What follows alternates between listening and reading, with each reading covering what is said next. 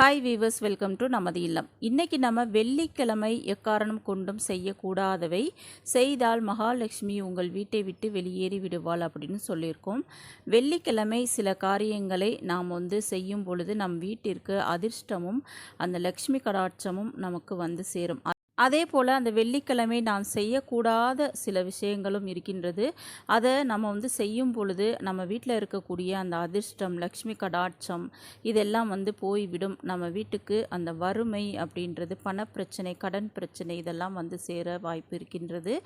அந்த மாதிரி என்னென்ன நம்ம வெள்ளிக்கிழமை செய்யலாம், என்னென்ன செய்யக்கூடாது அப்படின்றத விரிவாக இந்த பதிவில் பார்க்கலாம்.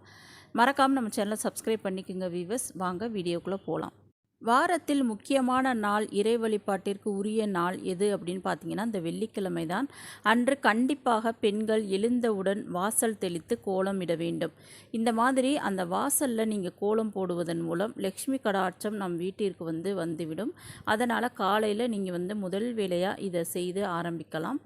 அதே போல் இந்த வெள்ளிக்கிழமை மட்டும் மற்ற நாட்களில் நம்ம எந்திரிச்சு அந்த பிரம்ம முகூர்த்த பூஜை செய்ய முடியாவிட்டாலும் இந்த வெள்ளிக்கிழமை கொஞ்சம் சீக்கிரமாக அதிகாலையில் பிரம்ம முகூர்த்தத்தில் எந்திரிச்சு அந்த ஒரு விளக்கு ஏற்றி வழிபடும் நபர்களுக்கு இயல்பாகவே அந்த மகாலட்சுமியின் அனுக்கிரகம் கிடைக்கிறது அப்படின்றது எல்லோருடைய அந்த நம்பிக்கை. நிறைய பேர் அதை ஃபாலோ பண்ணி அவங்க குடும்பம் ஒரு நல்ல நிலைமைக்கு போயிருக்க இந்த பிரம்ம முகூர்த்த வழிபாடு அப்படின்றது அவர்களுக்கு பெரிய உதவியாக இருந்திருக்கின்றது. அதனால் நீங்களும் அந்த வெள்ளிக்கிழமை மட்டுமாவது அந்த பிரம்ம முகூர்த்தத்தில் எழுந்து வாசலில் கோலம் போட்டுவிட்டு ஒரு விளக்கு ஏற்றி நீங்கள் வழிபட்டுக்கிட்டே வாங்க. தொடர்ந்து நிச்சயம் உங்கள் குடும்பத்துக்கும் அந்த ஒரு முன்னேற்றம் அப்படின்றது கிடைக்கும். சகல சௌபாக்கியங்களும் அந்த செல்வ கடாட்சமும் உங்கள் வீட்டில் பெருக ஆரம்பித்துவிடும். தெரியாமல் பெண்கள் இந்த மாதிரி வெள்ளிக்கிழமை செய்யக்கூடிய சில தவறுகளால் கடன் பிரச்சனை உங்கள் குடும்பத்தில் அதிகரிக்கும். அது மட்டுமல்லாமல் நாம் குடும்பத்தில் உள்ள ஆண்களுக்கு அந்த வருமான பாதிப்புகளை கண்டிப்பாக ஏற்படுத்தும். அதனால் இந்த வெள்ளிக்கிழமைகளில் நீங்கள் இந்த செல்வ வளம் அதிகரிக்கவும், கடன் பிரச்சனை தீரவும் இந்த மாதிரியான விஷயங்களை செய்யாமல் இருப்பது ரொம்ப ரொம்ப நல்லது. முதல்ல பார்த்திங்கன்னா இந்த வெள்ளிக்கிழமை அப்படின்ற நாளில் இந்த உப்பு, சர்க்கரை, அரிசி இந்த மாதிரியான அந்த வெள்ளை நிற பொருட்களை யாருக்குமே தானமாகவோ கடனாகவோ நீங்கள் கொடுக்கக்கூடாது. அக்கம் பக்கத்தில் கேட்குறாங்கன்னு கூட நீங்கள் அந்த உப்பையோ அந்த சர்க்கரையோ அரிசியையோ நிச்சயமாக யாருக்குமே அந்த நாளில் கொடுக்காதீர்கள். அது மட்டும் அல்லாமல் சிலர் பார்த்திங்கன்னா அந்த நகையை கூட ஒரு சிலருக்கு கொடுப்பாங்க. கடன் கொடுப்பது, இந்த நகையை ஒரு இரவலாக இந்த கல்யாணத்துக்கு போயிட்டு வரேன் அப்படின்னு சொல்லி ஒரு சிலர் கேட்பாங்க. அந்த மாதிரி நகையையோ பணத்தையோ கடனாகவோ அல்லது சும்மா கூட நீங்கள் கொடுக்காதீங்க. வெள்ளிக்கிழமை தயவுசெய்து கொடுக்காதீர்கள். நம்மளிடம் இருக்கக்கூடிய அந்த செல்வ வளங்களை அந்த வெள்ளிக்கிழமை அடுத்தவர்களுக்கு கொடுப்பதன் மூலம் நிச்சயமாக நம் வீட்டில் உள்ள அந்த லக்ஷ்மி கடாட்சம் அப்படின்றது நம்மை விட்டு போய்விடும்.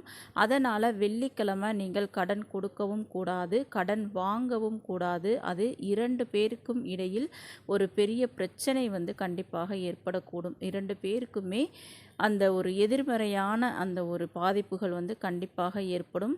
அதனால் வெள்ளிக்கிழமை என்று நீங்கள் கண்டிப்பாக கடனும் கொடுக்காதீர்கள், கடன் வாங்காதீர்கள். அந்த நகையோ பணமோ எதுவுமே ஒரு உதவியாக கூட வெள்ளிக்கிழமை உங்கள் வீட்டில் இருக்கிறத எடுத்து நீங்கள் கண்டிப்பாக கொடுக்கவே கூடாது. அதுபோல் தான் நம்ம வீட்டில் இருக்கக்கூடிய அந்த தங்கத்தை, நகையை எடுத்துகிட்டு போய் அடகு வைக்க கண்டிப்பாக அந்த வெள்ளிக்கிழமை நீங்கள் செய்யவே கூடாது. வெள்ளிக்கிழமை நம்ம வீட்டிலேருந்து எந்த ஒரு லக்ஷ்மி கடாட்சம் உள்ள பொருட்களும் நம் வீட்டை விட்டு வாசற்படியை தாண்டி போகக்கூடாது. அதனால் நீங்கள் அந்த மாதிரி உங்களுக்கு பணம் தேவைப்படுது, அடகு வைக்கணும் அப்படின்னா முதல் நாளே நீங்கள் அதெல்லாம் செஞ்சு விடுறது நல்லது. இதெல்லாம் நீங்கள் பெண்கள் எப்பொழுதுமே கவனமாக இந்த விஷயங்களில் இருக்க வேண்டும். நம் வீட்டில் இருக்கக்கூடிய செல்வத்தை அதிகரிப்பதற்கு என்ன செய்யணுமோ அதைத்தான் நம்ம வெள்ளிக்கிழமை செய்யணும். அதே போல் வெள்ளிக்கிழமையன்று பெண்கள் எண்ணெய் தேய்த்து குளிக்கலாம். அதே நேரத்தில் அந்த வீட்டில் இருக்கக்கூடிய ஆண்கள் எண்ணெய் தேய்த்து குளிக்கக்கூடாது. அது வறுமையை கண்டிப்பாக ஏற்படுத்தும். மேல் அந்த கடன் பிரச்சனை, பணப்பிரச்சனையில் சிக்க வைத்துவிடும். அதனால் அந்த எண்ணெய் தேய்த்து குளிப்பதையும் நீங்கள் கவனத்தில் எடுத்துக்கொள்ள வேண்டும். அதே போல் ஆண்கள் அந்த முடி வெட்டவோ முக சவரம் செய்யவோ வெள்ளிக்கிழமை செய்யவே கூடாது. அடுத்ததாக பார்த்திங்கன்னா வீட்டில் ஒட்டடை அடிக்கக்கூடாது. வீட்டை சுத்தப்படுத்துவது, ஒட்டடை அடிப்பது இதெல்லாவற்றையுமே நம்ம வியாழக்கிழமையே முடித்து விடுவது நல்லது. அந்த வெள்ளிக்கிழமை அன்னைக்கு வீட்டில் தூசி அடித்து அந்த வீட்டை வந்து கழுவுறது இந்த மாதிரியான வேலைகள்லாம் வெள்ளிக்கிழமை வந்து நம்ம செய்தால் வீட்டில் இருக்கக்கூடிய அந்த நல்ல சக்தி லக்ஷ்மி கடாட்சம் அனைத்தும் வெளியேறிவிடும். அதனால் நீங்கள் வெள்ளிக்கிழமை இந்த வேலையெல்லாம் செய்யாமல் இருப்பது நல்லது. மேலும் பார்த்தீங்கன்னா நம்ம வீட்டில் அந்த சந்தோஷம் நிம்மதியும் ஏற்படுவதற்கு வெள்ளிக்கிழமை கண்டிப்பாக அந்த ஒரு தீபத்தை வந்து நீங்கள் ஏற்றி வைத்து வழிபாடு வந்து செய்ய வேண்டும். அதுவும் மகாலட்சுமியை நீங்கள் வந்து அன்றைக்கு வணங்குவது மிக மிக நல்லது. அந்த சுக்கிர ஹோரை வந்து வரும். காலையில் 6 to 7, மதியம் 1 to 2, இரவு 8 to 9 இந்த நேரத்தில் நெய் தீபம் ஏற்றி மகாலட்சுமியை வழங்கும் பொழுது உங்களுக்கு லக்ஷ்மியின் அருளும் சுக்கிர பகவானின் அருளும் முருகப்பெருமானின் அருளும் கண்டிப்பாக உங்கள் குடும்பத்திற்கு வந்து கிடைக்கும். அதனால் நீங்கள் வெள்ளிக்கிழமை இந்த சுக்கிர ஓரையில் நீங்கள் விளக்கேற்றி வழிபட்டு பாருங்கள். அடுத்ததாக பார்த்தீங்கன்னா அந்த வெள்ளிக்கிழமை நம்ம சொன்ன மாதிரி அந்த அழுக்கு துணி ஒரு சிலர்லாம் பார்த்தீங்கன்னா அழுக்கு துணியை வந்து சேகரித்து வச்சு அதை வந்து வெள்ளிக்கிழமை துவைப்பாங்க. அந்த மாதிரி வீட்டில் வெள்ளிக்கிழமை அன்னைக்கு இந்த அழுக்கு துணிலாம் சேர்த்து வச்சு நீங்கள் வந்து துவைக்காதீங்க. அந்த மாதிரி துணி சேர்ந்துருக்கு அப்படின்னா வியாழக்கிழமையே நீங்கள் வந்து அந்த அழுக்கு துணியெல்லாம் க்ளீன் பண்ணி துவைச்சி வச்சுட்டு வெள்ளிக்கிழமை வீடு சுத்தமாக இருக்கிற மாதிரி நீங்கள் வந்து பார்த்துக்கிறங்க. வெள்ளிக்கிழமை வீட்டில் அழுக்கு துணியெல்லாம் நீங்கள் வந்து சேர விடக்கூடாது. அதே போல் நம்ம யூஸ் பண்ண அந்த துணிமணிகள் வேறு ஏதாவது பொருட்களையும் யாருக்குமே நீங்கள் வந்து கொடுக்காதீங்க. அந்த வெள்ளிக்கிழமை அன்னைக்கு எந்த ஒரு நீங்கள் உபயோகித்த அந்த பழைய பொருட்களை யாருக்குமே அந்த தானமாக நீங்கள் வந்து கொடுக்கக்கூடாது. வெள்ளிக்கிழமை உங்கள் வீட்டில் சுபிட்சம் ஏற்பட நீங்கள் வந்து கல்லுப்பு, அரிசி, தானியங்கள் இதை எல்லாவற்றையுமே அன்றைக்கு வாங்குவது ரொம்ப ரொம்ப நல்லது. நெய் வாங்கலாம், வெல்லம் வாங்கலாம், சர்க்கரை வாங்கலாம், ஏலக்காய் வாங்கலாம், பூக்கள் அந்த வாசனையான மலர்கள் அந்த வீட்டுக்குள் வந்து வெள்ளிக்கிழமை வரும் பொழுது அது இன்னுமே உங்களுக்கு வந்து நல்லது. இந்த மாதிரியான அந்த மஞ்சள், குங்குமம் இந்த மாதிரியான மங்கள பொருட்களை அன்றைக்கு வந்து நீங்கள் வாங்குங்க. எதுவுமே வாங்க முடியலன்னா ஒரு 10 ரூபாய்க்கு கல்லுப்பை வாங்கி பூஜை அறையில் வச்சு விளக்கேற்றும் பொழுது கும்பிட்டு பாருங்கள். நிச்சயமாக உங்கள் வீட்டில் அந்த லக்ஷ்மி கடாட்சம் அப்படின்றது பொங்கி பெருகும். அதே போல் இந்த பூஜை சாமான்களையும் நீங்கள் வந்து வெள்ளிக்கிழமை அன்று சுத்தம் செய்யக்கூடாது. விளக்கு, மற்ற அந்த பூஜை பொருட்கள், அந்த சாமி சிலை இதெல்லாவற்றையும் நீங்கள் க்ளீன் பண்ணுறதுனா வியாழக்கிழமையே அதை வந்து க்ளீன் பண்ணிடுறது நல்லது. வெள்ளிக்கிழமை அன்னைக்கு அதை வந்து சுத்தம் செய்யாதீர்கள். அதே போல் பூஜை அறையுமே நம்ம வியாழக்கிழமையே ரெடி பண்ணி சுத்தம் செய்து விடுங்கள். வெள்ளிக்கிழமை அன்று பூஜை அறையும் சுத்தம் செய்யக்கூடாது. அடுத்தது பார்த்திங்கன்னா இந்த வெள்ளிக்கிழமை இறைச்சி அந்த மாமிசம் அப்படின்றது வீட்டில் வந்து சமைக்கக்கூடாது. நம்மளும் சாப்பிடாமல் இருப்பது நல்லது.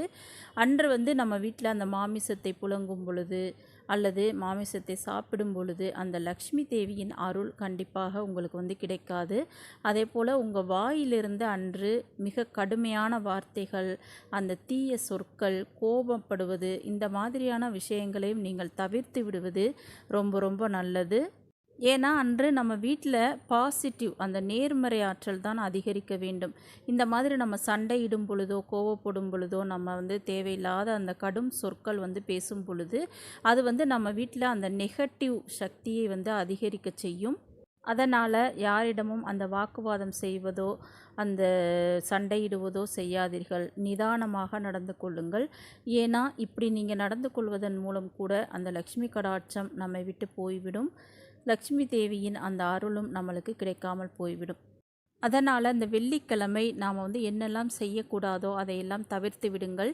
நாம் என்ன செய்யணும் அப்படின்னு சொல்லியிருக்கோமோ அதை வந்து நீங்கள் கண்டிப்பாக செஞ்சு பாருங்கள். நிச்சயமாக உங்களுக்கு அந்த லக்ஷ்மி தேவியின் அருளும் லக்ஷ்மி கடாட்சமும் உங்கள் வீட்டில் எப்பொழுதுமே நிரந்தரமாக இருக்கும். இது மாதிரி பல பயனுள்ள தகவல்களை தெரிந்து கொள்ள மறக்காமல் நம்ம சேனலை சப்ஸ்கிரைப் பண்ணிக்கோங்க வீவர்ஸ். தேங்க்யூ.